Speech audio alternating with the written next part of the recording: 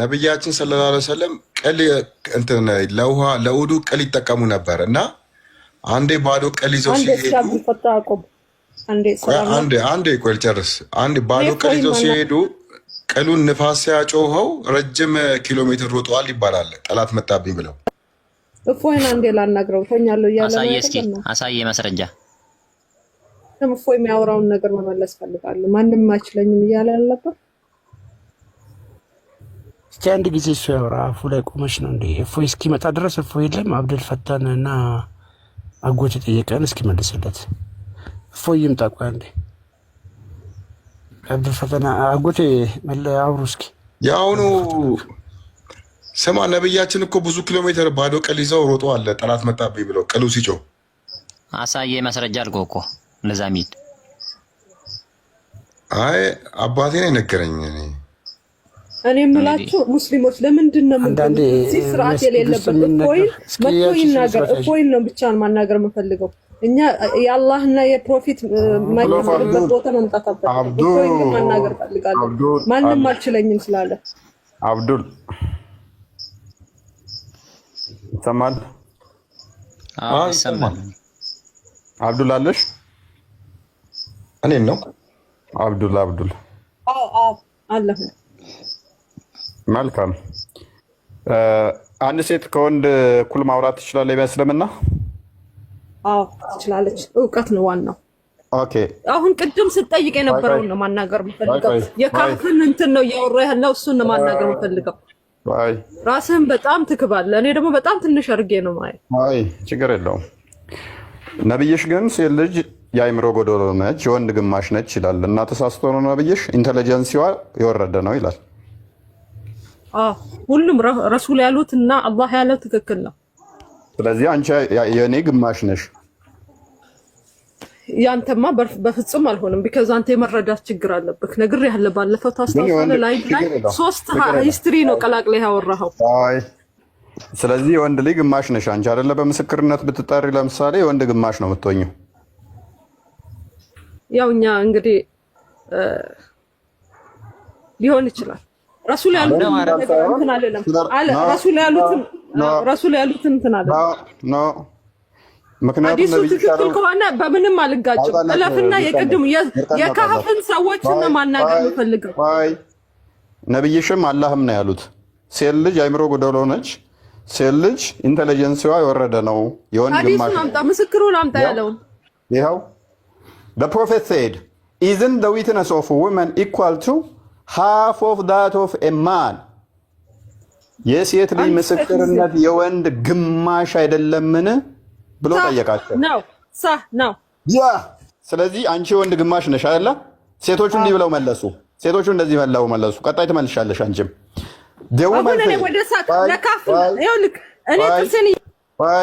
ሴቶቹ እንደዚህ ብለው መለሱ። ደውመን ሰይድ yes መናገር የምፈልገው ብዙ መናገር አልችልም። የጥርሴን ያመኛል። ተረጋጊ። ምን ብለው መለሱ ሴቶቹ? እንዲህ ብለው መለሱ።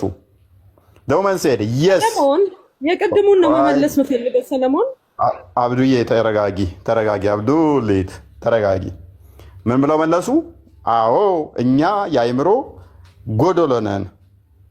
he said እሱም እንዲህ አለ this is because of the deficiency of women's mind። ይህም ሴቶቹ የአይምሮ ጉድለት ስላለባቸው ነው። አብዱሊት የአይምሮ ጎዶሎ ነሽ አይደለሽም? አይ ይኸውልህ እኔ መመለስ የምፈልገው ስለዚህ ስላልሆነ የካህፍን ስክሪን ብትለውን ነው መመለስ የምፈልገው። እሱን እየጠየቅ ነበር። እኔ ያስረዳሃለሁ። ቢኮዝ አንተ አንድ ሁለት ችግር አለብህ። አንድ የመረዳት ችግር አለብህ። ሁለተኛ ደግሞ ከሮንግ ቦታ ማምጣት ችግር አለብህ። እሱን ላብራራልህ፣ እኔ ላስረዳህ። ስኩል ኦፍ አብዱል ይሄንን መልሽና የፈለግሽውን ታብራሪልናለሽ። የአይምሮ ጉድለት አለብሽ የለብሽም? እኔ እሱን እየጠየቅኩ አይደለም የምመልሰው ያኛውን ነው። ማንም ተከራክር ያለ ማንም እኔን እንትን ሊለኝ አልቻልክም አይደል? አሳያለሁ እንዴት እንደሆነ። አብዱሊት በነብዩዋ ንግግር ታፍራለች፣ ትሸማቀቃለች። ለምን ትሸማቀቃለህ? I'm so proud of Prophet Muhammad ከእናቴ ከአባቴ ከራሴ ነፍስ። እስቲ ቼክ እናድርጋ። ፕራውድ የምታደርጊበት ከሆነ እኔ መልሱን ከቁርአን ላይ ቅድም ያልከውን ተረጋጊ፣ አትጩሂ። እንሰማሻለን። ጆሮአችን አይደንቁር። ረጋ በይ፣ ውሃ ጠጪ እህታችን። እኔ የወንድ ግማሽ ነኝ። የአይምሮ ጥርሴን ያመኛል። ይኸውልህ እኔ እህታችን እንዳረግኝ ደግሞ ሴት ስለሆንኩ የአይምሮ ጉድለት አለብኝ፣ ዘገምተኛ ነኝ በይን እስቲ አንዴ። ለምን እላለሁ? ነብይሽ ግን ስላለ ከአንተ በሚሊዮን እጥፍ እሻላለሁ። አልሐምዱሊላህ ነብይሽ ስላለ ነብይሽን ታፍሪበታለህ። በጣም እኮራበታለሁ። ከኮራሽበት እኔ ለሱ ልመልስልህ አይደለም። ከኮራሽበት እንዲህ ነን ብዬ እንድተነትንልህ እኔ ጥርሴን ያመኛል። ብዙ ማውራት አልችልም። እሱን አንድ ቃል ብቻ ነው። አቲ ነማሞር ሙሪ ረኮ ቀብድ ስትሜ ጅራኒ ተስገባይ ማሊፎች ዳሬ ተስገባይ ያ አስሪ ብትባሪ ካን በን ሲኝር ዋይ አንከፍትም። የአይምሮ ዘገምተኛ ወይንም ደግሞ ጉድለት አለብህ ብለሽ ረቢ ሲያቀጀልሽ ሰምቴከን ስኩል ኦፍ አብዱሊ ተረጋጊ ስላላ ከተጻፈው ውጭ እያመጣ እኮ ነው። አንተ ምን አመጣውኝ? ከተጻፈው ውጭ ተጽፏል እኮ ክርስቲያኖች የሚጠይቋቸው ጥያቄዎች ተብሎ ተጽፏል፣ በመጽሐፍ ታትመዋል። እና ከዛ ውጭ እያመጣ ነው አንተ። ልክ አይደለም። ስለዚህ የእነሱን አጥር አንብቤ ልምጣ እንዴ? አይ እና አህመዲን ጀበል እኮ ጽፏል። የክርስቲያኖች ጥያቄ አልቋል። እነዚያ ጥያቄዎች መልሶች አልቋል። ያልተመለሱ ዛሬ ደግሞ መዝሙር እንዴት ነው? እሱ እንትን ብለሃል። አዎ መዝሙር በእናትህ ዛሬ ስትጠመቅ ይኸውልህ ቀኑን ሙሉ ነው እኔ ከፍቼ መውለው። መቼ ነው የምትጠመቀው አንተ ሰውዬ? ስትጠመቅ ቀኑን ሙሉ ነው መዝሙር ከፍቼ ለመውለው። እስቲ አላህ እንግዲህ ሱራዎችን እየቀያየረ ነው። አንዴ ግደሏቸው ይላል፣ አንዴ ደግሞ መብታቸው ነው ይላል። እንትን ነው ፖስት ሳደርግ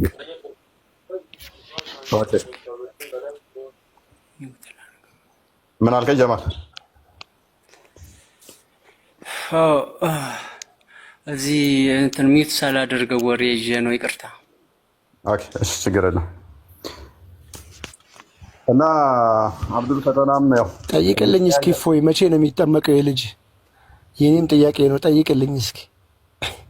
ያው ጀማል ጎትጉቶ ያስጠምቅልናል። ካልሆነ ጀማል እንተጠመቀ ያለውን ትነግረዋለህ። ደስታውን ንገረው እስቲ ጀማል። ከተጠመቁ በኋላ ያለውን እናነሳሳ እንዴ?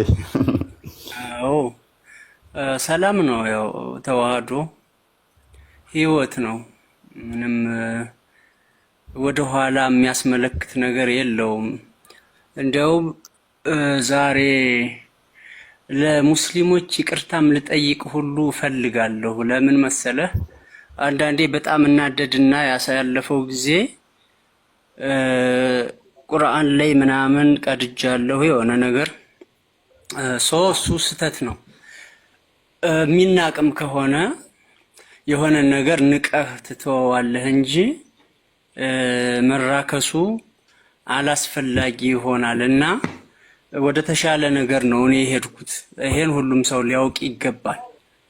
የተሻለን ነገር የሚይዝ ሰው ደግሞ የለቀቀውን ነገር በዛ ደረጃ መርገጥ የለበትም። ንዴት ግን አለ ማለት ነው። በጣም ውስጤ ላይ ፊቴም ላይ ይነበብ ነበር አልፎ ሳየው።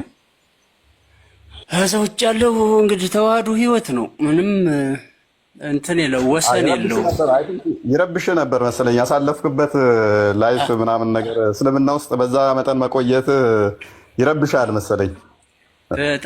በጣም እፎይ ምንም ቃል አይገልጸውም ከቃል በላይ። ወይ ጀማል ሱረቱል ላም የላም ሱራ አንብበህ አልቅሳል እንዴ? አላለቀስኩም። ማልቀስ እንኳን ብዙም ወንድ ልጅ እኔ ቆጨኛል። የላሞች ሱራ፣ የከብቶች ሱራ፣ የምግብ ሱራ፣ የጉንዳን የግድግዳ ከፍታ ዙራ ምንድነው? የግድግዳ ከፍታ በጦርነት ስለሚገኙ ሀብቶች ሱራ፣ የጉንዳን አለ። ስለ ንብ አለ፣ የጋኔኖችም አለ።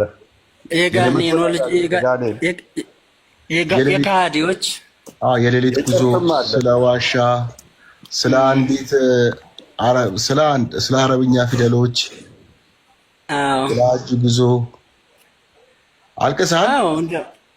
እኔ በባህሬ እናደዳለሁ፣ ነዳዳም ነኝ እንጂ አልቅሰሃል? ግን ተራዊል አልቅሰሃል? እኔ የለም በፍጹም አይመቸኝም። የማይመቸኝ ነገር በፊትም ይሄ ነገር ግን ስህተት አለውል ነበር ማለት ተሐጁድ አልገባህም? እንደ አንተ አልገባውም። ኧረ እባክህ እና ታዲያ ምኑ ነው የሚቆጭ? እኔ ስንት ያልቅሻለሁ እኮ እዛ ቄራ መስጊድ እንጂ እናንተ ምንድን ነው የሚቆጭ?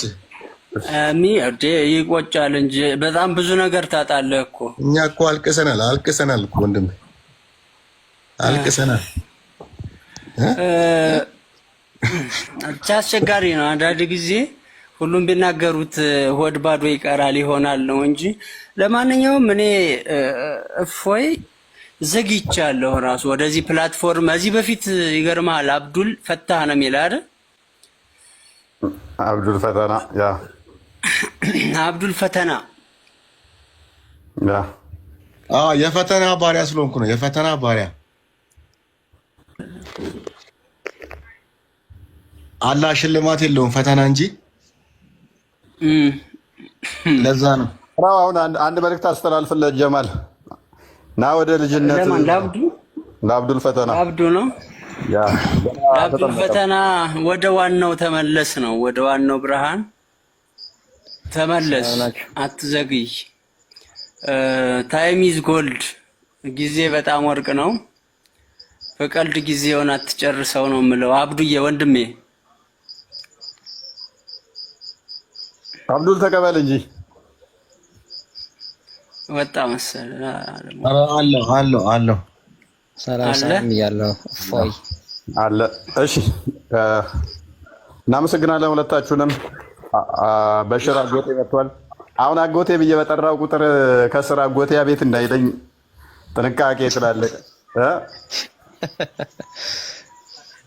ቅጽል ስም እኮ ነው፣ ችግር የለውም። ለኔ ለምን ነው አጎቴ ያልከው? ግን ፋዘሬ የሚጠራበት እንደዛ ነው። ትልቅ ሰው የስትሆን ዋዋክ እንዴ ምናምን ይወጣል አይደል? ቅጽል ስም። ኦኬ። ከዛ ፋዘሬ ቅጽል ስሙ እንደዛ አጎቴ በሽር ነው ይባል። አህያ ድምጽ እየሰማው ነው። በቁርአን ላይ ከድምጾች ሁሉ አስከፊው ድምጽ የአህያ ድምጽ ነው ይላል። እንግዲህ ሌላ ግቢው ነው የሚጮህ ያለው። እንግዲህ ምን ላድርገው? የሆነ ሰዓት ላይ ነው ልክ እንደዚህ ውሻ ላይ ሰምተህ ውሻ እናንተ ቤት አለ ወይ ምናምን ብለኸኝ እንዲያውም የሆነ እንትን መስረጃ አምጣልኝ ምናምን ብለህ ነበር። አልተገናኘንም እንጂ አህያ ሲጮህ ሴጣን አይቶ ነው። ስለዚህ አላህ እንዲያስጥላችሁ ምሕረትን ለምኑ ይላል። ዶሮ ሲጮህ ደግሞ መልአክ አይቶ ነው። እንዲባርካችሁ አላህን በረከት ለምኑት ነው፣ ጠይቁት ይላል። ታውቀዋለህ? አዲስ አይ አላውቀውም። ስለ አህያው ግን ሰምቻለሁ። አውዝ ቢላሂ ሚነሽ ሸይጣን ረጂም በሉ ይላል አህያ ሲጮህ። እንግዲህ አህያ ሴት አህያ ባየ ቁጥር ያናፋል፣ ሲጠግብማ አህያ ያናፋል። እንግዲህ ሴጣን እየመጣ ነው ብለህ አስሬ ከሴጣን አስጥለኝ እያልክ ስትል አስብ። ዶሮ ደግሞ ሁሌም ጠዋት ላይ ቢነጋጋ ሲል አኩኩሉ ይላል። መልአክ አይቶ ነው ብለህ አላህ ባርከኝ መልአክ አየ ብለህ ስትል ሴት ዶሮም ካየ ዶሮ ኧረ እፎይ አንድ ነገር ልንገርህ። እዚህ ጋር ሙስሊሞች ያው ስላላችሁ ድመት ስተኛ የሆነ የምታሰማው ድምፅ አለ እና ቁርአን ትቀራለች እኮ ተብለን እንሰማ ነበር። ቁርአን ሲቀራ የሰማ ሰው አጅር አለው፣ ሐሰናት አሉት። ማን ነው ያለ? ያው ለዚህ ጋር ተከፍቶልሃል በሽር አረብኛ እንትን ነው እንግሊዘኛው። The prophet said when you hear the crowing of roosters ask for Allah's blessing for the crowing of indicates ነው የሚለው ኦኬ that they have seen an angel። ዶሮ አኩኩሉ ሲል አላህ እንዲባርካችሁ ጠይቁ። ይሄ አኩኩሉ ማለቱ መልአክ ማየቱን የሚያሳይ ነው የሚጠቁም ነው ይላል። አገኘኝ።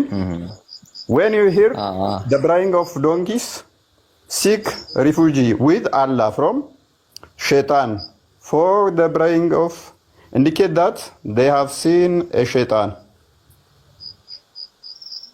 አህያ ሲጮህ ደግሞ ምንድነው እሱ አላህ እንዲያስጥላችሁ እንዲሸሽጋችሁ እንትን በሉ አላህን ምን በሉት እንገዳ ኦኬ አላህ ተሸጋችሁ ጠይቁ ነገር ያ እና ምን ችግር አለ? ይሄ ማለትስ ምንድነው የሚያጻረው? ሁለቱ እኩል ከጮሁስ ዶሮና አህያ ሁለቱም አሉ ማለት ነው። ሰይጣንና መላእክት ጎን ለጎን ቆመው ነው ማለት ነው አይደለም? እሱ ጎን ለጎን ቆማል ሳይሆን አሁን አንተ መመልከት ያለብህ አህያ ሲጮህ ሰይጣን አይቶ ነው ተብሏል አይደለም? ልትቃረን ከሆነ አህያ የሚጮህበት ሌላ ምክንያት አለ ብለህ ማቅረብ አለብህ ማስረጃ ከፈለከው። አንድ ይሄ ይጠይቃል። ሲቀጥል ደግሞ ይሄ ኖርማል እኮ ነው፣ እውነት ነው ደግሞ ይሄ ግዴታ ሌላው አማኝ በዚህ መጽሐፍ አላመነምና አጎቴ ኧረ ተው ይሄ ምንም እውነት አይደለም። እኔ የገጠር ልጅ ነኝ። አህያ ተጠገበ ያናፋል። ሴት አህያ ካየም ባይጠግብ ራሱ ሴት አህያ ካየ አብሶ ይሄ ምንድነው ለአህያ እንትን ያለ ትዕቢተኛ ከሆነ በተለይም ያናፋል። በቃ ምንም ሴጣን አይቶ ሳይሆን አህያ አህያ ያናፋል። ኢቭን አንተ ራስህ የሆነ ድምጽ ካሰማኸው ሊያናፋ ይችላል እንትን ካልከው። ዶሮ ደግሞ ሁሌም ለሊት ላይ ሊነጋ ሲል ተቆጧ ለመውረድ ስትል ወጋገን ስታይ ትጮኻለች፣ አኩኩሉ ይላል። ሴት ዶሮም ካየ አኩኩሉ ይላል እንጂ ምንም መልአክ አይቶ ምንም ሴጣን አይቶ አይደለም። እና 10 ዶሮ ማረባ ከሆነ እኮ በየደቂቃው በቃ አላህ መልአክ መጣ እያልኩ እንትን ልል ማለት ነው። አህያ ካሉኝ ደግሞ አህያዎች እንትን ምን ከሆነ 10 ጊዜ ዶሮ ካሌለኝና አህያ ከሆነ ሴጣን መጣ እያልኩ ኮሽታ ውስጥ ልገባ ማለት ነው። አስጥለኝ እያልኩ ልሳቀቅ ማለት ነው። ኧረ የተረተረት ነው። እፎይ ቢፈለግ እኮ አህያ ጭነት ሲከብደው የሚፈሳው ነገር አለ። ሐዲስ ላይ እኮ ቢፈለግ አይጠፋም የሆነ ነገር ግማቱ አለ። የአህያው ባይሆን የሰው ግማት የሰው ሊፈስ ግማትን ታውቃለህ? የሰው ግማት ፈሱ ለምን እንደሚገማ ተጠይቆ ሴጣን ሆድ ውስጥ ገብቶ አዳም ውስጥ ያን የገባ ጊዜ ሆድ ውስጥ ስለቆየ ነው ፈስ የሚገማው አለ ነብዩ ተጠይቆ። መልስ እኮ ያጣም ነው። ኤኒዌይስ ወደ ዛሬ ቶፒካችን እንመለስ። ሽፍቶን ወደ ዛሬ ቶፒካችን ሰምተው ነበር አጎቴ? አልሰማሁትም። አጋጣሚ እንትን ስል ነው አንተ ሸር የተደረገልኝ የዛገባው መጣ። የዛሬ ቶፒኬ ብዙም ለአንተም ይሆናል መሰለኝም። እስቲ ቆይ ለማንኛውም እስቲ ልሞክር። አላህ ፍጥረት ውስጥ ይገባል ብለህ ታምናለህ? አላህ ፍጥረት ውስጥ ይገባል? አላህ ፍጡራን ውስጥ አይገባም። ፍጡራን ውስጥ አይገባም? አዎ አልቀኒዩ ዓለም ብሏል። ከፍጡራን ምን አልፈልግም ብሏል በቁርአን። አልፈልግም ማለትና አይገባል ወይ ነው እኮ። አይገባም ያልከው እኮ ነውና ምንም ፍጡርና ፈጣሪ ብቻ ሁለት ነው። ሌላ ሶስተኛ ምንም ነገር የለም። ስለዚህ ወደ ፍጥረታት ውስጥ ስለዚህ አላህ በምድር ላይ የለም፣ በምናያቸው ነገሮች ላይ ምንም የለም ማለት ነው። አላህ በእኛ አይን ኖ ይታያል አይታይም አይደለም ጥያቄ። የለም ፈጣሪ ከነ አይደለም አለ እንጂ መኖርማ። ኦኬ ታዲያ ለምንድን ነው እሱ አይገባ የምትለኝ? ጎበስ ጥሩ ጥያቄ ነው። ምክንያቱም ፍጡር የተባለ በሙሉ እሱ ራሱ የሰራው ነው። ጅማሮ አለው። ለመኖር ካለመኖር ወደ መኖር የመጣ ነው። እኛ ምን ነገር ሁሉ ነገር ማለት ነው። ፈጣሪ ግን ጅማሬ የለውም። ምንም ነገር ሳይኖር ምንም ነገር ሳይፈጠር ነበረ። ከየት ነው እንዴት ነው የሚለው የኛ አእምሮ ይደርስበት አይችልም። ይሄ ማን አስጀመረው ጀመረ የሚለው ሳይሆን አለ የለም ነው ጥያቄ። ነገር እኮ ፈጣሪ አለ። የሱ መኖር ግን በሁሉ ቦታ አለ። በሁሉ ቦታ አለ። አረ በቦታ አይገለጽም። እሱማ ሹብሃ አረከው እንደ ብዙ ልክ አስማተኛ የለም በዛ እንደሚገኘው። እሺ ልክ እሱ በሱ ሊገመት አይችልም። እሺ ምን ብለን በቦታም አለ ቦታም አለ ፈጣሪ አለ ግን ያለ ቦታ ነው። ቦታ ማለት ስፔስ ነው እንግዲህ ጠቅላላ ሰማይ ምንም ሁሉ ጠቅላላ ለመሬት ብቻ ሳይሆን በቦታ ሳለ አላህ በቦታ አይገለጽም። ያለ ቦታ ነው ያለው እኮ አልኩህ። ያለ ቦታ ነው ያለው እሱ which means በምድር ላይ የለም። አይደለም የለም። አሁን እኮ በምድር ላይ የለም እንዳትል እንደዚህ የራቀ በኪሎ ሜትር ወይም ከሌላ ቦታ ሆኖ ብለህ ምድር ላይ የለም ካል ከሌላ ቦታ አለ ማለት ነው ትርጉሙ። እንደዛ እንትን ስትለው ይሄ ኢንሻአላህ ምንድነው? አላህማ ያዩ ፈጣሪ ነው። ምድርን ሳትኖር እንደነበረው አሁንም እንደዛው እንዳለ ነው እኮ። ያ ፈጣሪ ነው ያልከው በሁሉ የሞላ ነው ወይንስ አይደለም?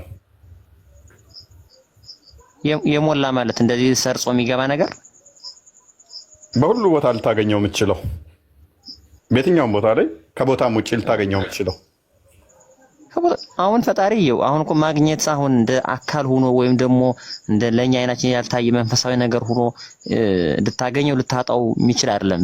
በእነዚህ ቃላት ራሱ አይገለጥም ፈጣሪ። ስለዚህ ያንተ አላህ ምንድነው? እሺ ያንተ አላህ ምንድነው ታዲያ? እሺ የኔ አላህማ ምንም ነገር ሳይኖር እንደነበረው አሁንም ያለው እሱ ነው። በቃ እኮ ምንድነው?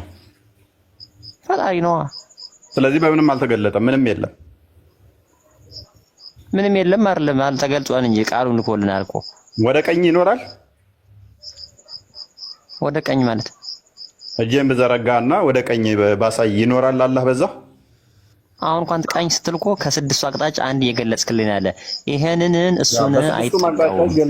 ስለዚህ በስድስቱ አቅጣጫ ከሌለ የለም እያልከኝ ነው ባይ ዲፎልት። አይደለም ያለ አቅጣጫ ነው ያለን ምን ያህል ነው ደግሞ ከሺ ሰባተኛ አንድ ስጠኝ እስቲ ያለ አቅጣጫ ሊገለጥ የሚችል ፈጣሪ ብቻ ነው። ያለ አቅጣጫ ሊገለጥ የሚችል ፈጣሪ ብቻ ነው። ይሄ ደግሞ ማወቅ አንችልም እኛ። ማስረጃ እስቲ ሰባተኛ አለ የሚል ማስረጃ አንድ ስጠኝ። እኔ ሰባተኛ አለ እኮ አላልኩም። ምን ነው ሰባተኛ እኮ አደረከው አንተ። በስድስቱ አይገለጥም አልከኝ። ልብ በሉ። በስድስቱ ማለት ምን መሰላችሁ? ወደፊት የለም አለ። ቀጥ ብላችሁ ቆሙ። ቀጥ ብላችሁ ስትቆሙ ወደፊት የሚታያችሁ አለ፣ ከጀርባችሁ አለ፣ ወደ ታች አለ፣ ጭንቅላታችሁ አለ፣ ወደ ግራችሁ አለ፣ ወደ ቀኛችሁ አለ። በዚህ በየትኛውም ብትሄዱ የለም ነው እያለን ያለው። በእነኚህ ዳይሬክሽን አይደለም ነው ያልኩህ። አይደለም የለም አላልኩም እኔ። በእነኚህ ዳይሬክሽን አይገለጽምና አሁን እኮ እዚህ ልዩነቱ አይገለጽምና የለም ትርጉም አለው ይለያያል እኮ። እሺ አላህ በደመና ውስጥ ይገባል። ደመና እኮ አንዱ ከፍጡራን ውስጥ ነው እየነገርኩህ አይደለ? እሺ ይሄንን ክፍል አመበልን። እሺ ዛሬ አሁን ካንተ ጋር እንግባባም ያልኩት ለዚህ ነው ቶፒኩ። እሺ ብዙ ያጨቃጭቀናል። ይሁን አረብኛውን አድርግለት።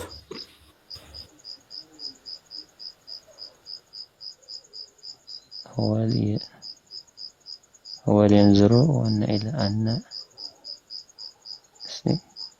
يأتيهم الله في الضلال من الأمل والصلاة البلاد وقضاء الموت وإلى الله ترجعون إلى المرى. እሺ ማሂ እስቲ አንዴ ልኛው ፈስሪን ማሂ እንትን ትይልናለሽ ይመችሻል?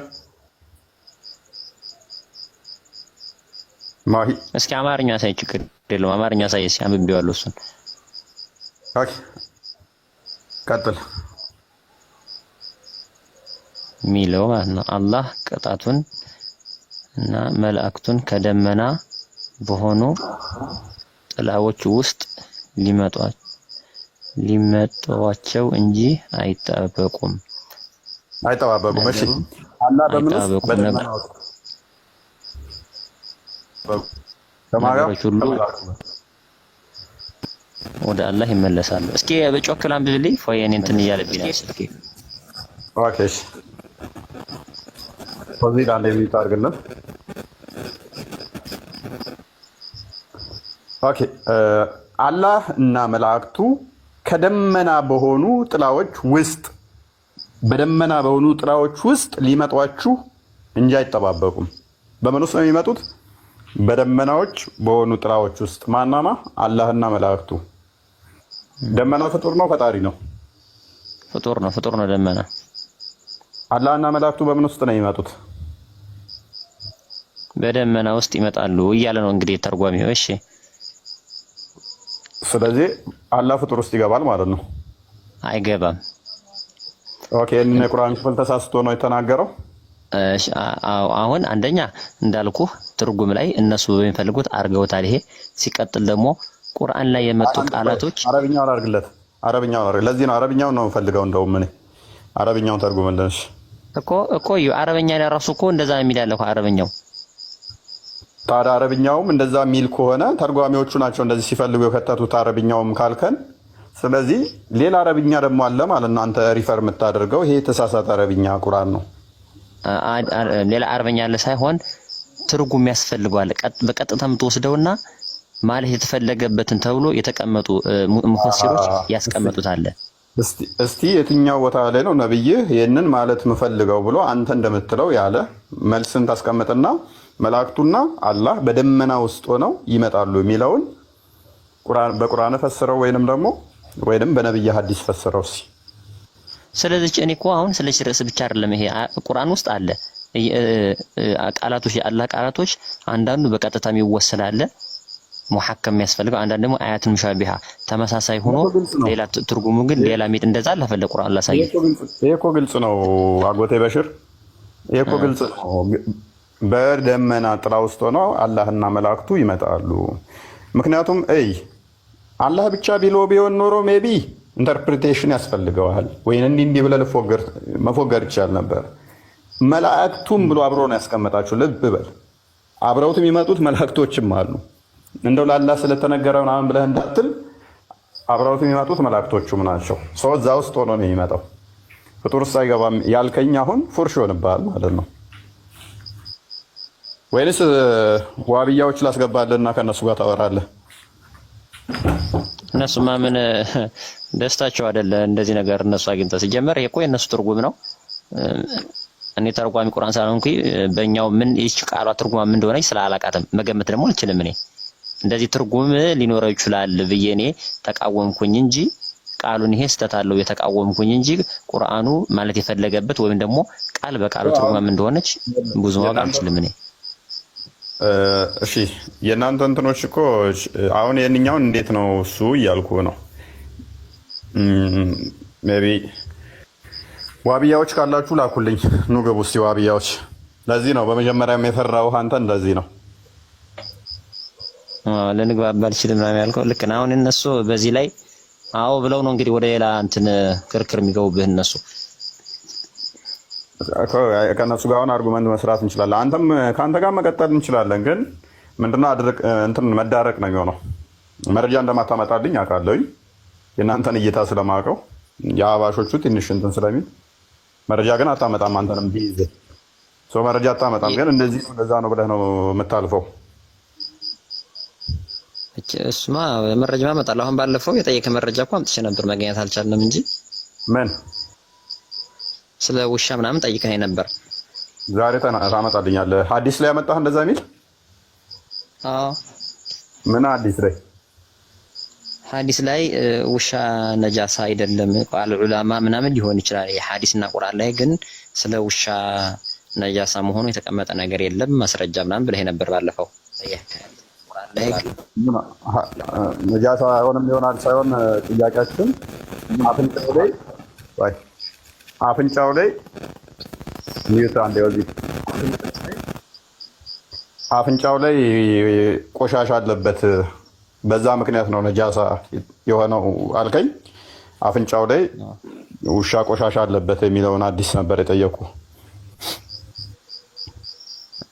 እኮ። እኔ እኮ እሱ ነው ያልኩህ። አፍንጫው ላይ ያለችው ነገር ከነካች መታጠብ እንዳለበትና ቆሻሻ እንደሆነ ስለመታጠብ ሌላ ጉዳይ ነው። ስለመታጠብ ሌላ ነው። 7 ጊዜ ጠቡ ሚል አለ። እሱን አይደለም የጠየቁኝ።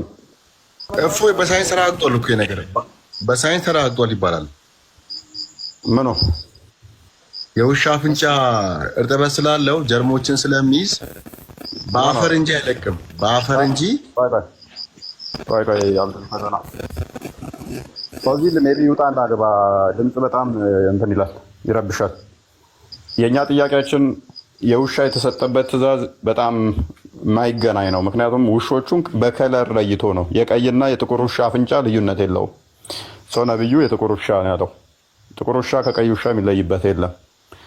ስታመጣልኝ መረጃ ምንድነው? የጥቁር ውሻ ከቀይ ውሻ ይልቅ አፍንጫው ላይ ጀርም እንዳለበት ነብዩ የተናገረበትን ካመጣህልኝ፣ ከዛ ሳይንስ ካረጋገጠ ደግሞ አብዱል ፈተናን ጨምርና ሁለታችሁንም ጨምቂያችሁ እንደማታመጡ ስለማቅ ማለት ነው።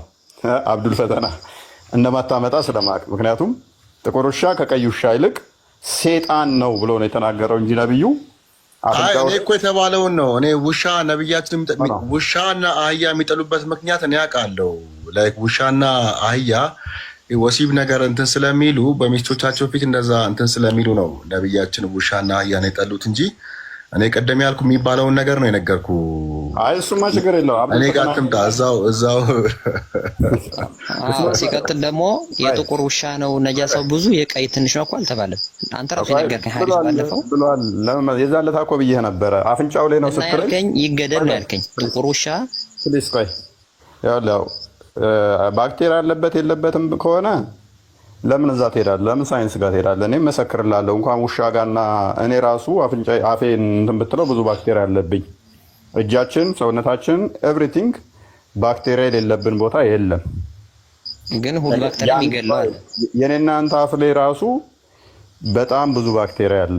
ባክቴሪያ አለበት የለበትም ይሄ አሟግተንም ማለት ነው። ነገር ግን ነብይህ ለይቶ ጥቁር ውሻ በመጀመሪያ ዘወል ውሾች እንዲገደሉ አዋጅ አወጀ። ቀጣይ ደግሞ ዘሆል ጥቁር ውሾች እንዲገደሉ አዋጅ አወጀ። ቀጠልና ደግሞ አይናቸው ላይ ስፖት ያለባቸውን ግደሉ አለ። ምንድነው ልዩነቱ? ጥቁር ውሻ ከነጭና ከአረንጓዴ ከነኚህ ተብሎ ሲጠየቅ ጥቁር ውሻ ሴጣን ነው ብሎ ነው የመለሰው እንጂ አፍንጫው ቆሻሻ ስለሆነ ብሎ አልመለሰም። አንተ ልታመጣልኝ የፈለግከውን አዲስ ልንገርህ። ውሻ ከነካው ሳህንን 7 ጊዜ ጠቡ ምናምን የሚል ነው። እኔ እሱ ማለት ነው ለይቶ ግደሉ ያለበትን ትእዛዝ ሰጠው እኮ። ለይቶ የሚገደል አይደለም፣ አይገናኝም እኮ ይሄ ኖርማል ነው። ቆይ እኛ እኮ ያወራነው ስለ መግደል ነው። ስለ ውሾች መግደል የተሰጠበት አዋጅ ምክንያት ምንድን ነው ተብሎ ሲነገር ሴጣን ስለሆነ ነው። ለምንድን ነው የሚገደሉት ብዬ ስጠይቅህ አይ እንደዚህ ስለሆነ ነው አልከኝ። ኖ ጥቁር ውሻን ከቀይ ውሻ ነጥሎ ተናግሯል ብዬ እንትን ብዬ ነበረ። አክቹዋሊ ቶፒካችን ውሻ አይደለም። በውሻ ቶፒክ ላይ ስንገባ እናወራበታለን። ያልኩት ውሸት ከሆነ ዲስፕሮቭ ማድረግ ትችላላችሁ። አይደለም አሁን ራሱን ያውን ከባለፈውና አሁን ብዙ ነገር እየተቀየረ እያየ ነው አንተ ላይ። ወደ ቶፒካችን እንመለስና ነብይ ያላለውን እኮ እያልከኝ ስለሆነ እኮ ነው። ለዛ ነው አሁን እኮ ራሱ ካወራናት ራሱ በጣም ብዙ ነገሮች ወደ ጎን ለመሸሽና እንትን እየሞከርክ ነው ያለ። እኔ ያን ያህል እውቀት የለኝም፣ ግን እሺ እየጠየቀኝ ቃል በቃልና ዛሬ ያለበት ምክንያት ምንድን ነው? በቃ ሊያዝ በቃ እንደውም ላጫውትህ። ጥቁር ውሻ እንገደል ያለበት ምክንያት ምንድን ነው እኮ እሱ። እኔ ጥቁር ውሻ ይገደል ሰይጣን ብለዋል አልከኝ። ልጠይቅ እሺ ብለው ከሆነ ልጠይቅ አልኩኝ። እሺ እኔ ደግሞ ስለ ጥቁር ውሻ ምናምን አይደለም ያከራከርን። ያኔ ውሻ ነጃሳ ነው ሚል አምጣልኝ ሐዲስ ቁርአን ላይ አልከኝ ራስህ። እንደዛም አይደለም፣ እንደዛም ሳይሆን የመጀመሪያ መነሻችን በውሻ ላይ ታወጀ ጄኖሳይድ የሚል ነበረ። ከዛ በኋላ ጥቁር ውሾች የሚገደሉበትን አስቀመጥኩኝ። ከዛ ውሻ አንተ ነጃሳ ስለሆነ ነው የሚገደሉት አልክ። ኦኬ ምንድነው ነጃሳው ስለ አፍንጫው ላይ ባክቴሪያዎች ስላሉ አልከኝ። በዛ ምክንያት ነው አልከኝ። ነው በዛ ምክንያት አይደለም። እኔ የሚገደልበትን ምክንያት ስለማውቀው ከዛ እንደውም ነገርኩህ። ለ15 ቀን ያህል መገለጥ መጣልኛል ብሎ ተደብቆ ከዛ በኋላ በማግስቱ ዘወል ውሾች እንዲገደሉ አዋጅ እንዳወጀ መልስ የቀረብኝ መልአክ ቤቴ ውስጥ አይገባም ብሎ እንደሆነ ምናምን ነገር አንሳውልህ ማለት ነው። እና ከዛ ስለሆነ እሱ እንደዛው ብዙ ነገሮች ይልሃል። ከዛ ግን ርዕሱ የሚገደልበት ሳይሆን ስለ ባክቴሪያ ምናምን ያለ ስለሚገደል ደግሞ ችግር የለም አጣርቼ እነግርሃለሁ። በደንብ አልሰማህም ማለት ነው። እሺ ወንድሜ ጭራውስ ጭራውም እኮ ነጃሳ ነው። ምክንያቱም ስለሚወጣው አካሉ ነው እንጂ ነጃሳነቱ ይኸውልህ ማንኛውም አካሉ ነው። ሲጀመር ውሻን ሲጀመር ነጃሳ ነው የሚል ደረጃ ራሱ እኮ መድረስ አትችልም እኮ። ምክንያቱም ለምን መሰለህ እንዳታሳድግ ተብለሃል። ካሳደግከው በየቀኑ መቶ መልካም ስራ ይቀነስብሃል። ውሻ ካሳደግ ወይስ አሁን እንደዛ እያወራሽ ቆይኝና መቶ ስራ መልካም ስራ ይቀነሳል። ውሻ የምታሳድግ ከሆነ መቶ ስራ በየቀኑ መልካም ስራ የሚቀነስ ከሆነ ውሻ መጀመሪያውኑ እንድታሳድግ አልተፈቀደልህም። ነጃሳ ነው አይደለም ብለህ የምታወራው እኮ እንደውም ከሴት ጋር እንደመድበህ ልክ አንድ ወንድ ሴትን እንደሚነካ ተነጅሳለህ ንጅስም እንደምትለው አይደለም። ምክንያቱም መቶ መልካም ስራህን ይቀንስብሃል ውሻ ራሱ ካሳደግ በየቀኑ ማለት ነው። ውሻ ቤትህ ካለ መልአክ አይገባም። ስለዚህ መልአክ አይገባም ማለት አንተ ምንድነህ? አብሮህ ውሻ የሚጓዝ ከሆነ አብሮህ መልአክ አይጓዝም። አንተ ምንድነህ? ራስህን ፈትነው። ስለ ነጃሳነት ለማውራት ራሱ መልአኩ አንተ ጋር አይመጣም፣ አንተ ጋር አይኖርም። እኔ ሰማሁት ነገሩ ምን ስጀምር ወሬ ቆይ ብለህ እንትን ያልከኝ ስለሆነ እንትን አይደለም እንጂ እኔ ሰማሁት ስለ ውሻ ማሳደግም መግደልም እንደሚቻል ጥሩ እንደሆነ ስለሁለቱ ሰምቻለሁ። የተባለበት ምክንያት ማስረጃ ነው። ደግሞ አሁን በ5 ደቂቃ ውስጥ ጠይቄ ማለት እችላለሁ። መረጃ ላውጣልኝ። ለየትኛው ለተናገርኩ ለየትኛው አይደለም ለአንተ አይደለም ያልኩህ እኔ ለየትኛው የተናገርኩትን ቻሌንጅ አድርገኝ። የተናገርኩት አሁን ስህተት ነው የምትለው ካለ ቻሌንጅ አድርገኝና መረጃ ልስጥህ። አንተ ኔጌቲቭዋን እየለቀምክ ስለምታመጣ ነው እንጂ ካጠገቡ ያለ ፖዚቲቮችን ትወረውራቸዋለህ። ይሄ ነው ትልቅ ችግር ሆኖ ያለ ውሻ አጎቴ ለምን ይኸውልህ ውሻ ማሳደግ 3 ጊዜ ነው ትእዛዝ የሰጠው ነብዩ። በመጀመሪያ ነገርኩህ ታሪካዊ እንትኑን አመጣጡን ካስፈለክ ልስጥህ። እሺ ከዚህ በፊትም ተናግሬዋለሁ። ታሪካዊ የውሻ ጄኖሳይድ የታወጀበት ምክንያት ምን መሰለህ? ሱረቱ ካፍን አንብብ። ሱረቱ ካፍ ላይ የሚጠየቀው ነብዩ አለ። ኢብን ሀጀር አልአስቀላኒ በደንብ አድርጎ ያስቀምጠዋል። ሜቢ አንተ ላትቀበለው ትችላለህ። ተቀበሉታላችሁ አክቹዋሊ እናንተ ኢብን ሀጀር አልአስቀላኒ ተቀበሉት የለ? ትልቅ ሸህ ቆና አስቀላኒ አስቀላኒ በደንብ አስቀምጦታል። ይሄንን ከፈለክ ኮንታክት አድርገኝ በውስጥ እልክልሃለሁኝ። እንትኑን መረጃውን በደንብ እልክልሃለሁ። ለ15 ቀን ያህል ነብያችሁ እንዴት እንደተደበቀ ያንተ ታላቁ የሐዲስ ሙሐዲስ ነው የሚባለው አስቀምጦልሃል። የሳሂህ አልቡኻሪ ሸርህ ጻፊ ማለት ነው።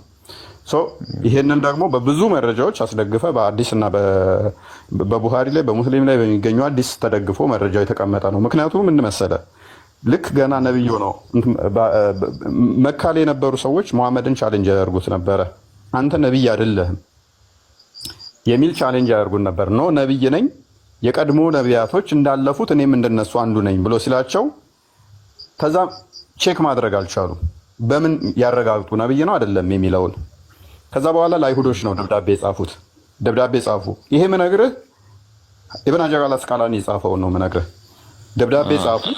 ደብዳቤ ጻፉ። ከዛ በኋላ ደብዳቤውን ምን ሚል ነው? ከኛ ወገን የሆነ ሰው ተነስቷል ነብይ ነኝ ይላል። እንደቀደሙት ነቢያቶች እኔም ነብይ ነኝ ይላል ብለው ለአይሁዶች ደብዳቤ ጻፉላቸው። በምን እናረጋግጥ ነብይ ይሁን አይሁን ብለው ደብዳቤ ለአይሁዶች ሰደዱ ወደ መዲና ማለት ነው። የመካዎቹ ጣዖት አምላኪያ በመዲና የሚገኙት አይሁዶች ከዛ አዩና ነብይ ከሆነ 3 ጥያቄ እንጠይቀዋለን። 3ቱን ጥያቄ የሚመልስ ከሆነ እውነትም እሱ ነብይ ነው። 3ቱን ጥያቄ በትክክል የማይመልስ ከሆነ ደግሞ እሱ ነብይ አይደለም አሉ። ከዛ 3 ጥያቄ ላኩለት። ይሄንን ኢብን ከሲርም አስቀምጦታል። ባይዘ ኢብን ሀጀር አልአስቀላኒ ብቻ ሳይሆን ኢብን ከሲርም ጠባሪ ላይም አለ መሰለኝ በከፊል ታሪኩ። ከዛ 3 ደብዳቤ ላኩ። ጥያቄ ላኩ። ሶሪ ደብዳቤ ሳይሆን 3 ጥያቄ ማለት እሺ። አንደኛው ጥያቄ በክርስቲያኖች በእንትን ሌጀንድ አለ። ምን ዋሻ ውስጥ ያደሩ ሰዎች እና ከእንቅልፋቸው ሲነቁ 309 ዓመት ቆይተው የነቁም ይባላል። ታሪክ ነው ይሄ። ልብ በል ግን አወዛጋቢ ነው። እንዴት ነው እሱ ዋሻ ውስጥ ተኝተው ከእንቅልፋቸው ሲነቁ 300 ዓመት የቆዩት? ሷባዎች ናቸው። ሷባዎች ቆይ አንዴ እንዴት 300 ዓመት 309 ዓመት ቆይተው እንዴት ይነቃሉ የሚል ታሪክ እና ውዝግብ አለ። ይሄ ታሪክ ማለት ነው። ተኝተው ከእንቅልፋቸው ሲነቁ ስንት ዓመት ነው የቆዩት ዋሻ ውስጥ? 309 ዓመት ምግብ ሳይበሉ ሳይጠጡ። ኦኬ ሰባት መንግስት 7 ትውልድ ይሉታል። አንድ ይሄ ላይ ምንድነው ጥያቄው? ስንት ሰዎች ናቸው ያደሩት የሚል ውዝግብ አለ። ታሪኩ ግልጽ ስላልሆነ አንደኛው ጥያቄ ይሄ ነው። ስንት ናቸው ያደሩት በዋሻው ውስጥ ብለው ጥያቄ ላኩለት። አንድ በል። ሁለተኛ ጥያቄ ዙርቀን የሚባል ደግሞ ትንቢተ ዳንኤል የሚገኝ ቀንዶች ያሉት 2 ቀንዶች ያሉት ተብሎ የተገለጠለት፣ ቀንዶቹ ግን አገራት ናቸው። ጀስት ሜታፎሪክ ነው የተቀመጡት። በጊዜው የብር ሳንቲሞችን ቼክ አድርግ። የአሌክሳንደር ደ ግሬት ልክ ቀንድ እንዳለው አድርገው ይስሉለታል ማለት ነው። ዙርቀኔ ማለት አሌክሳንደር እንደሆነ አንተ ታላቅ ሙፈሲር የምትለው ጠበሪም ይቀበለዋል። ጠበሪ ራሱ ዙርቀኔን አሌክሳንደር ዘ ግሬት ነው ብሎ ያስቀምጠዋል። ስለዚህ ጠየቁት፣ ቀንዳሙ ሰውዬ ማን ነው አሉት። 2 በል። 3ኛ ደግሞ ሩህ ያጨቃጭቅ ነበረ በአይሁዶች ዘንድ። እንትና እቺ ሩህ ምንድን ነው የሚለው ጭቅጭቅ ነበረ። ይህንን ጥያቄ 3ኛ ጠየቁት። ከዛ ሙሐመድ ምን አለ? ይህንን ጥያቄ ደብዳቤው ሲደርሰው ለቁረሾቹ ማለት ነው ከአይሁዶች የተቀበለው ቁረሾቹ ለሙሐመድ ሰጡት። ነገ መልሱን ሰጣችኋለሁ አላቸው። ልብ በል መልሱን ነገ ይዤላችሁ እመጣለሁ አለ። ከዛ በማግስቱ ሲያዩት መሐመድ ጠፋ፣ አላመጣም መልሱን። በሁለተኛ ቀን የለም፣ በሶስተኛ ቀን የለም፣ በአምስተኛ ቀን የለም፣ በስድስተኛ ቀን የለም፣ በሰባተኛ ቀን የለም፣ በአስረኛ ቀን የለም። 12 13 14 15 ላይ መፍትሄ ይዞ መጣ። በማግስቱ ሰጣችኋለሁ ያለው መልሱን 15 ቀን ያህል ጠፋ። ከ15 ቀን በኋላ ምን አላቸው? እንዲህ ብሎ ተናገረ። ላይሻ እንዲህ ብሎ ተናገራቸው። እቺ ውሻ ቤቴ ውስጥ ገብታ ነበረ። ውሻ ቤቴ ውስጥ በመግባቷ ምክንያት ደግሞ ጅብሪል እኔ ጋር ቀርቶ ነበር አላት፣ ለሚስቱ ማለት ነው። ለምንድን ነው ጓደኛ ጠፍቷል እንዴ ምናምን? አይ በቃ ጅብሪል ቀርቶብኛል ምናምን መልስ እሰጣለሁ ብዬም ሊመጣልኝ አልቻለም። ጅብሪል መልሱን አላመጣልኝም አለ። ምክንያት ደግሞ አለ ጅብሪልን ውጭ ያገኘሁትና ስጠይቀው በር ላይ እኮ ሁሌም ስጠብቅህ ነበረ እና ቤት ውስጥ ውሻ ስለገባች እኛ ደግሞ መላኢካዎች ምስልና ውሻ ባለበት ቤት ውስጥ ስለማንገባ ለዛ ነው መልሱን ያልሰጠው አለኝ። እኔም ተናድጄበት ነበረ። እንዴት ጓደኛዬ ጅብሪል ለምንድን ነው መልስ ያላመጣልኝ? ይብን እንደዛ የሚለው ሐዲሳቶች አሉ። መልስ ያላመጣልኝ ብዬ እንትን ስል አይ ውሻና ስዕል ባለበት ስለማንገባ ነው ብሎ አለኝ። ከዛ ይሄንን ለአይሁዶች ለእንትኖቹ ቁረሾቹ ለምንድን ነው በማግስት ብለህ ያልሰጠህን ሲሉት ቤቴ ውስጥ ጡጥላ ገብታ ነበር አልጋ ስር፣ በዛ ምክንያት ደግሞ ጅብሪል መልስ አቆይቶብኝ ነው አላቸው። መልካም እንስማማ። መልሱ ምንድን ነው አሉት። ሱራ 18 23 እንክፈትልኝ ዙርቀኔ። መልሱ አንደኛውን ስንት ናቸው በዋሻ ውስጥ ያደሩት ብለው ሲጠይቁት መልሱ ምን ቢሆን ጥሩ ነው? አንዳንዶቹ 3 ነው ይላሉ፣ አንደኛው ውሻቸው ነው ይላሉ። አንዳንዶቹ 5 ነው ይላሉ። ክፈትልኝ 5 ነው ይላሉ። አንደኛው ቁጥር 22 መሰለኝ። በሩቅ ወርዋሪዎች ሆነው በጥርጣሬ 3 ናቸው፣ 4ኛው ውሻቸው ነው ይላሉ። 5 ናቸው፣ 6ኛው ውሻቸው ነው ይላሉ። 7 ናቸው፣ 8ኛው ውሻቸው ነው ይላሉ። ጌታዬ ቁጥራቸውን አዋቂ ነው፣ ጥቂት እንጂ አያውቋቸውም በላቸው። በእነሱም ነገር ግልጽን ክርክር እንጂ አትከራከር። በእነሱም ጉዳይ ከነሱ ከመጽሐፉ ሰዎች አንድንም አትጠይቅ ተብያለሁ ብሎ ምን ላይ ሰጣቸው? ቁጥሩ ኤግዛክት ስንት ነው ሲባል አንዳንዶቹ 3 ነው ይላሉ፣ አንደኛው ውሻቸው ነው ይላሉ። አንዳንዶቹ 5 ነው፣ አንደኛው ውሻቸው ነው ይላሉ። አንዳንዶቹ 7 ነው፣ አንደኛው ውሻቸው ነው ይላሉ። ከነሱ ጋር ጥቂት እውቀት እንጂ ጌታው ነው የሚያውቀው፣ አትከራከርም ተብያለሁ። ለጥያቄው መልስ የነብይነት መስፈርቱን አንድ ጥያቄ መልስ እንዲህ ብሎ ሰጠ። ወደ 80 ላይ ፔጅ እንትን ወደ ታይ ወረድ 83 ምናምን አካባቢ ሁለተኛው ጥያቄ ዙርቀኔ ስለሆነ ስምህ አንተም ዙርቀኔ ማን ነው ብለው ጠየቁት። ዙርቀኔ ይጠይቁሃል። ልብ በል ከዙርቀኔም ይጠይቁሃል። በእናንተ ላይ ከእርሱ ወሬን አነባለሁ በላቸው። እኛ ለነርሱ በምድር ምናምን እያለ ይቀጥልና ዙርቀኔ ሲሄድ ፀሐይ ጮረቃው ስገባ አገኛት። ወደ ፀሐይ መግቢያ በደረሰ ጊዜ ጥቁር ጭቃ ባላት ምንጭ ውስጥ ስትጠልቅ አገኛት። ፀሐይ መጣ፣ ጭቃ ውስጥ ጮረቃው ስገባ አገኛት አላቸው። ዙርቀኔ የሚባለው ፀሐይ መጣ ጮረቃው ስገባ ያገኛት ሰውዬ ነው አላቸው። በጣም አስቂ ማለት ነው።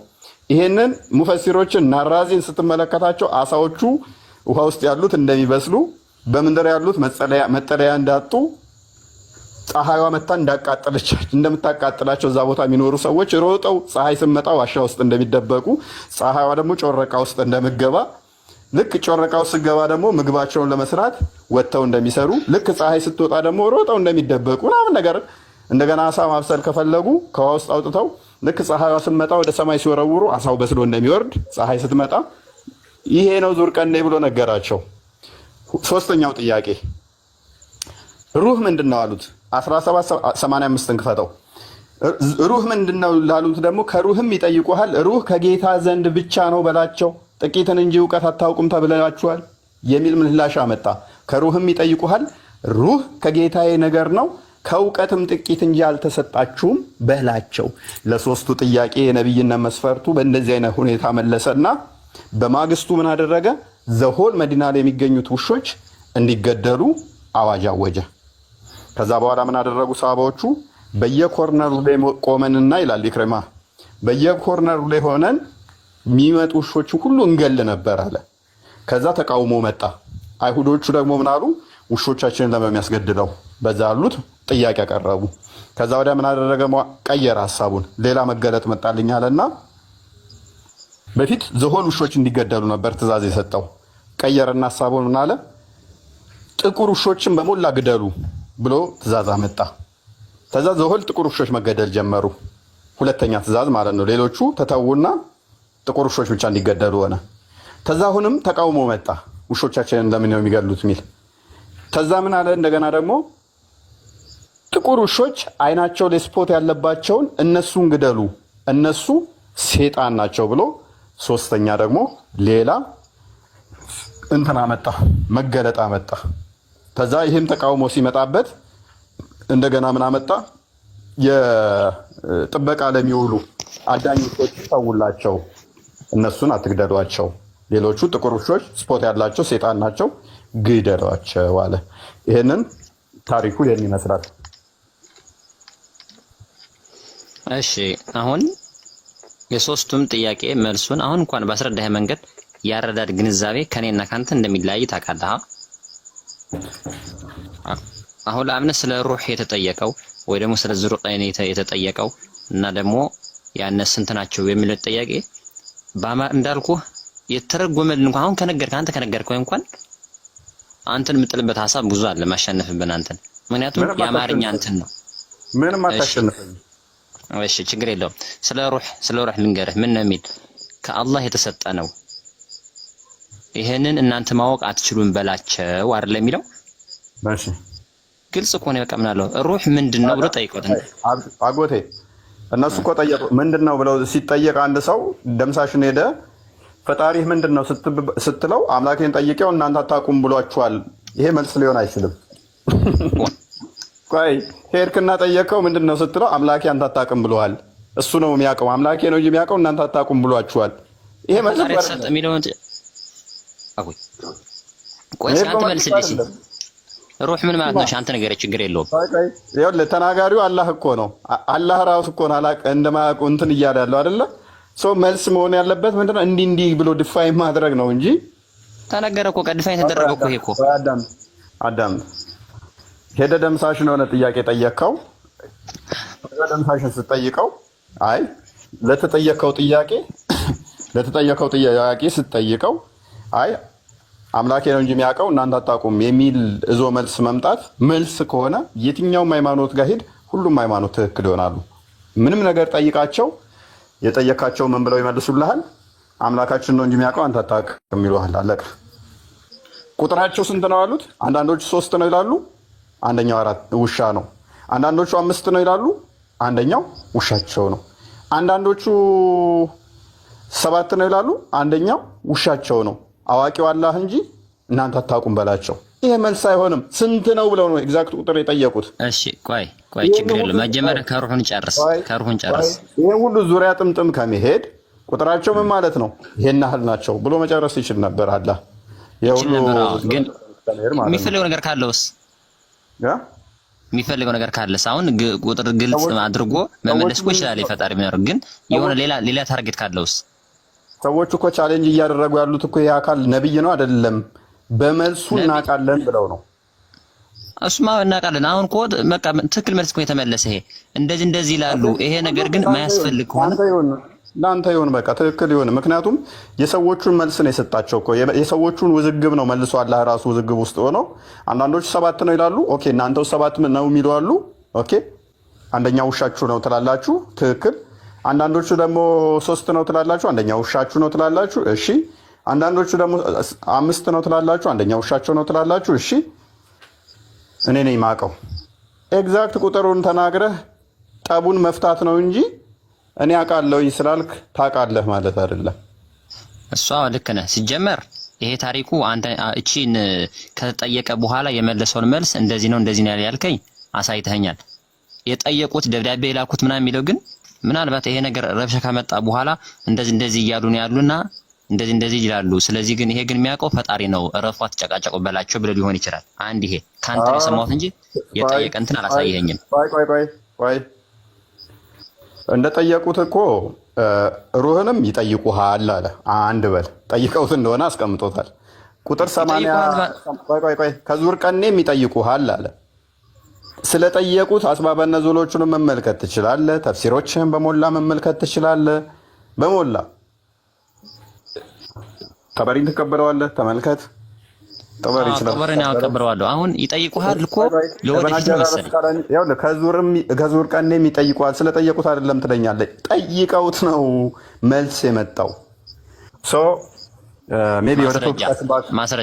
ማስረጃ ችግር የለውም። እንደዛ ብለው በጠየቁት ሰዓት 15 ቀን ቆይቶ እንደመለሳቸው ማስረጃ ያሳየኝ። ስለ ሶስቷ ጥያቄ ማለት ነው። ምን ብዬ ነገርኩህ ቅድም? አንተማ ነግረኸኛል እኮ ሰምቻለሁ እኮ እኔ። ግን አሁን ይሄን ጥቅስ የመጣበት ምን ብዬ ነገርኩህ? ከምን ጋር የተያዘ ነው አልኩህ? ማን አስቀምጦታል ይሄንን አልኩህ? እሱማ ነግረኸኛል እኮ ኪታቡን እንደዚህ ነው ጽፎታል ብለኸኛል። ግን አላሳየኸኝም። ነኝ መስቃላኒ እንደዛ ብሎ አስቀምጦልሃል አላልኩም? አሳየኝ። ሶስቷን እንደዚህ ነው እንደመለሰ። ኦኬ ካሳየው እስልምናን ለቀህ ትወጣለህ? በጭራሽ አልለቅም።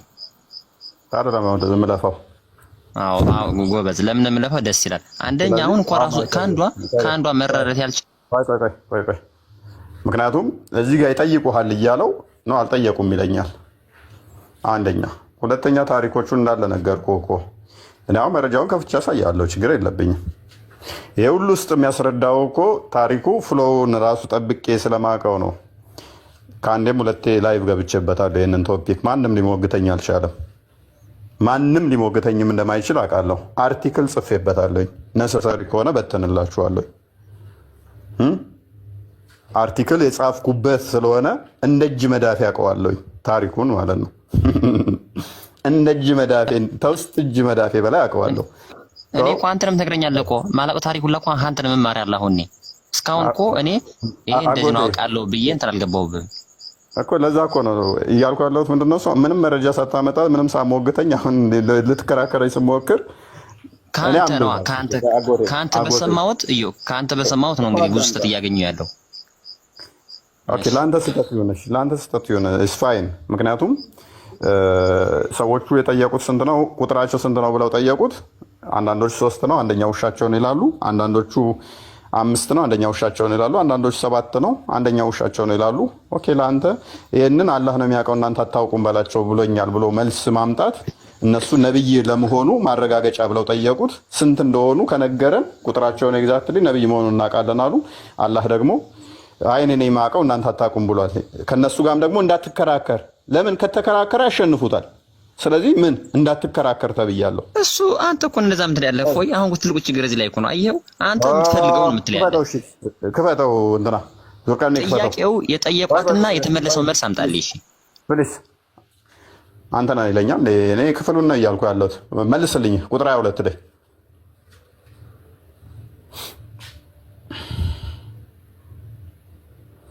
ልብ በሉ። ኦኬ በሩቅ ወርዋሪዎች ሆነው በጥርጣሬ 3 ናቸው፣ 4ኛው ውሻቸው ነው ይላሉ። 5 ናቸው፣ 6ኛቸው ውሻቸው ነው ይላሉ ማለት አስቀድመው ስላሉ ነው። አስቀድመው እንደዚህ ስላሉ ነው። እነዚህ አይነት ቻሌንጅ ስለመጣበን ነው። ቻሌንጅ ስለገጠመው ነው። 5 ናቸው፣ 6ኛው ውሻቸው ነው ይላሉ። 7 ናቸው፣ 8ኛቸውም ውሻቸው ነው ይላሉ። ጌታዬ ቁጥራቸውን አዋቂ ነው፣ ጥቂት ሰው እንጂ አያውቋቸውም በላቸው። በእነሱ ነገር ግልጽን ክርክር እንጂ አትከራከር። ተከራከር ነው የሚለው። በእነርሱ ነገርን ግልጽን ክርክር እንጂ ጠልቀህ አትከራከር። ከነርሱም በእነሱም ጉዳይ ከነሱ ከመጽሐፉ ሰዎች የመጽሐፉ ሰዎች ማናቸው? አይሁዶችና ክርስቲያኖች አንድንም አትጠይቅ። ዘጋው። አሁን ምንም የማይጠይቃቸው ከሆነ እንዳትከራከር ታዝዣለሁ ካለ ለጠየቁት ጥያቄ በቃ ዘጋው። መልሱን አላህ ነው የሚያውቀው። አንዳንዶቻችሁ 3 ነው ትላለህ፣ አንዳንዶቹ 7፣ አንዳንዶቹ 5። አላህ ነው የሚያውቀው። አትከራከር ተብያለሁ። ከእናንተ ጋር ምንም አልጠይቃችሁም። እንዴ ዘጋው እኮ በቃ አለቀ። ፔሬድ። ወደ ትምህርትካችን ባክ እናድርግ። አክቹዋሊ ይህንን ነሰሰሪ ከሆነ እንደዚህ አይነት ጉዳይ ከፈለግ ሜቢ አርቲክል ስለጻፍኩበት ሰጣለኝ ታነበዋለህ። ቶፒካችንን ሽፍት አድርገን ስለዚህ ገባን። እኔ በዚህ ወራቶች ውስጥ ስለ አላህ ብቻ ነበር ማውራት የምፈልገው።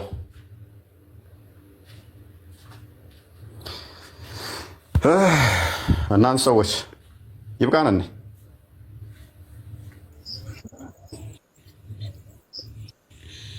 አሪፍ ተቀበል። አንድ ሁለት ሰው ደከመኝ፣ በቃ እንደውም ልተኛ። መተኛትም ጥሩ ነው። እናንተ ሰዎች አብዱል ፈተና አጎቴ ወየ ይኸውልህ ሙከረምን አስገብቼልሃለሁ። ስለ አላህ አውሩ፣ ስለ ደመናው። እንዴ ሙከረም የማይጎትተናል እንዳይስብህ።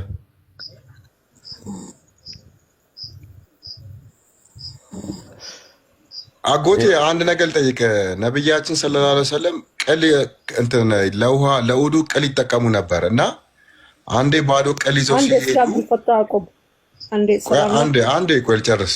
አንዴ ባዶ ቅል ይዘው ሲሄዱ ቅሉን ንፋስ ሲያጮኸው ረጅም ኪሎ ሜትር ሮጠዋል ይባላል። ጠላት መጣብኝ ብለው እፎይን አንዴ ላናግረው ተኛለሁ እያለ ነው። እስኪ አሳየ ማስረጃ። እፎይ የሚያወራውን ነገር መመለስ ፈልጋለሁ። ማንም አይችለኝም እያለ ያለበት እስኪ አንድ ጊዜ እሱ ያወራ። አፉ ላይ ቆመች ነው እንዴ? እፎይ እስኪመጣ ድረስ እፎይ የለም። አብዱል ፈታን እና አጎት የጠየቀን እስኪ መልስለት። እፎይ ይምጣ። ቆይ አንዴ አብዱል ፈታን አጎቴ አውሩ እስኪ። የአሁኑ ስማ፣ ነብያችን እኮ ብዙ ኪሎ ሜትር ባዶ ቅል ይዘው ሮጠዋል ጠላት መጣብኝ ብለው ቅሉ ሲጮህ። አሳየ ማስረጃ አልኩህ እኮ እንደዛ ሚል። አይ አባቴ ነው የነገረኝ።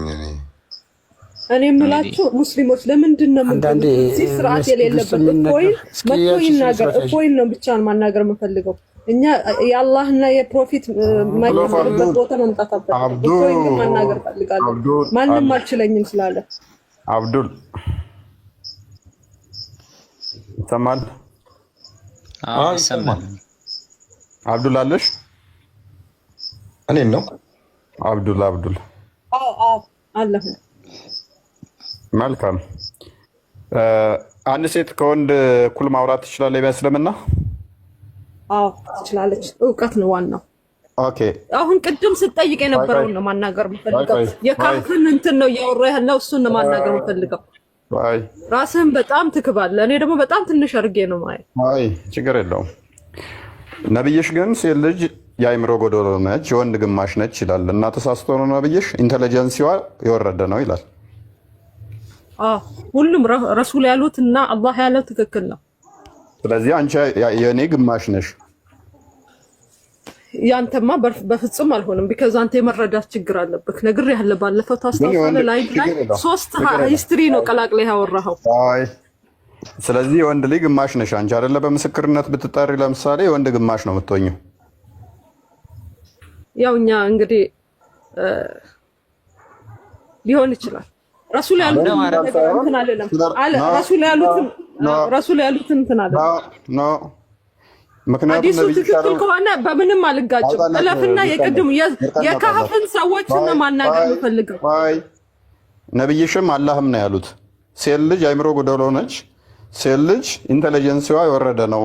የወንድ ግማሽ አምጣ፣ ምስክሩን አምጣ ያለውን ይኸው the prophet said isn't the witness of a woman equal to half of that of a man?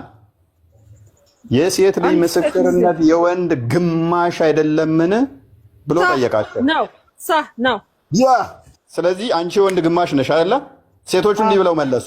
ሴቶቹ እንደዚህ ብለው መለሱ። ቀጣይ ትመልሻለሽ አንቺም።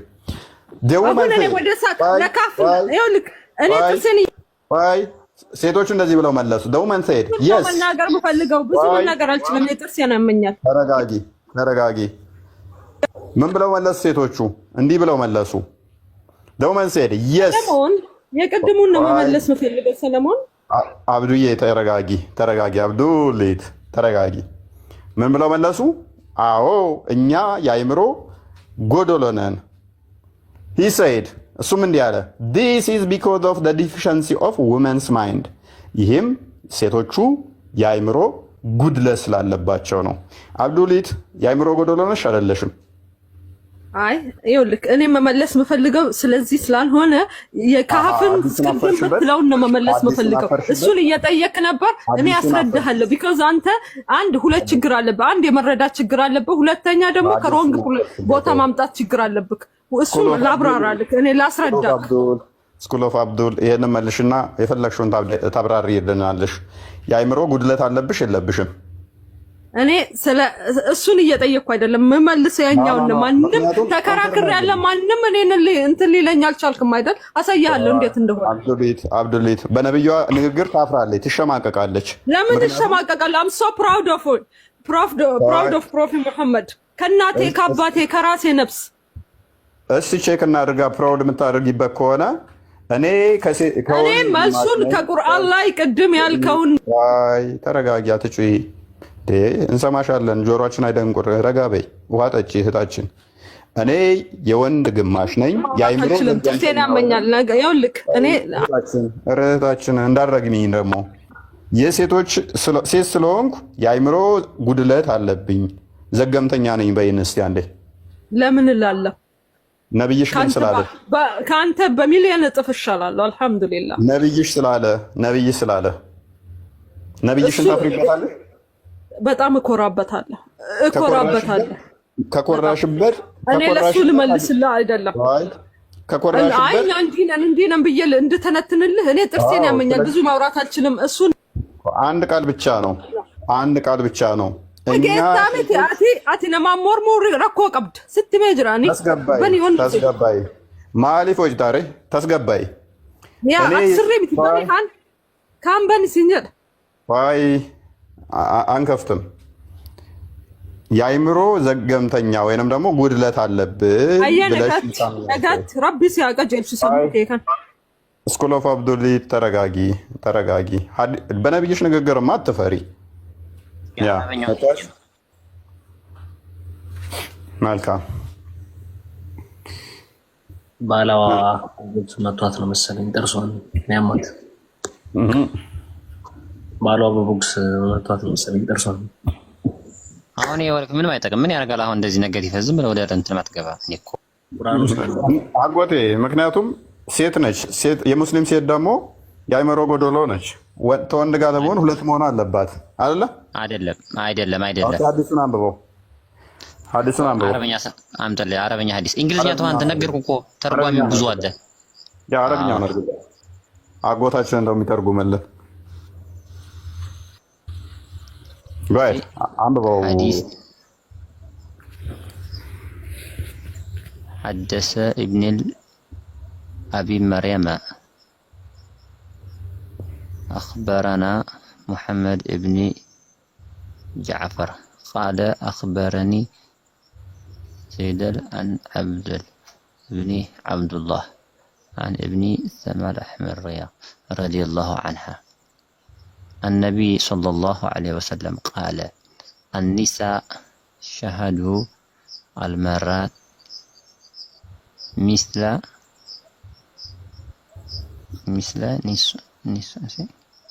نصاف شهيدا رجلا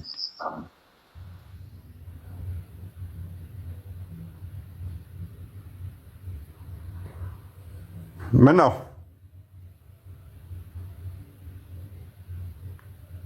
አጎቴ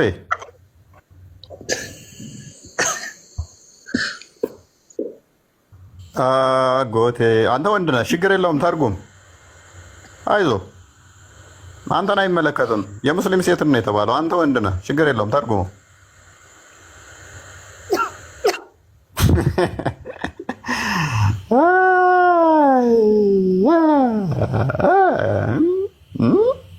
ሚስራን አይመለከትም። ሚስርሻ 006 ሰዓት ይመለከታል። ሚስራ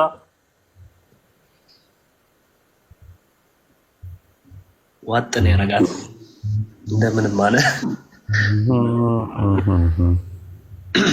ያጋጥማል። እኔ የምልህ በዚሁ አጋጣሚ እፎይ እንትን አብዱል ሰላማ መሐመድን የጠየቀውስ እነዛ 3ቱ ጥያቄዎች እነሱ ፌል አድርጓል። እዛ ከነብዩ ውጪ አያውቁም ብሎ መልሷል ተብሏል። ግን ላይክ የመለሳቸው መልሶች ራሱ ሴንስ ያደርጋል።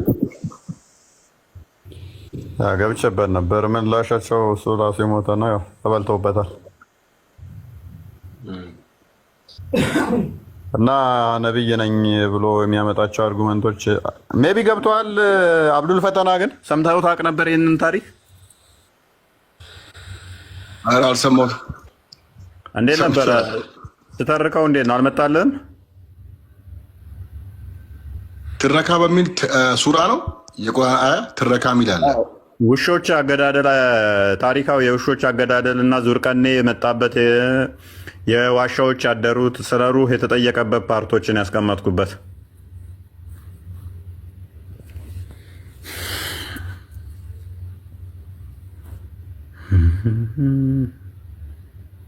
ምን ቀረን አሁን?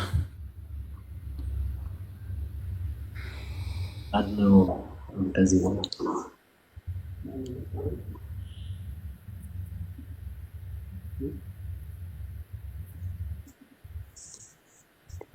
እና ደህና ደሩ። በቃ እሺ፣ ቃልህ ያሰማልን ቦስ። ሰላም ቻው።